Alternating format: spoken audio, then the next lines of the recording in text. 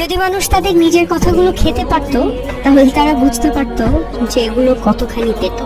মানুষের মুখে বলা কথার একটা আলাদা শক্তি আছে। কখনো কখনো আমরা রাগে, অভিমানে বা অবহেলায় এমন কিছু বলে ফেলি যা শুনতে অন্যের জন্য খুব কষ্টকর হয়ে যায়, অথচ আমরা সেটা বোঝার চেষ্টা করি না কখনো। কিন্তু ভাবুন তো, যদি একদিন সত্যি আমাদের নিজের বলা কথাগুলো খেতে হতো, তাহলে কেমন লাগতো?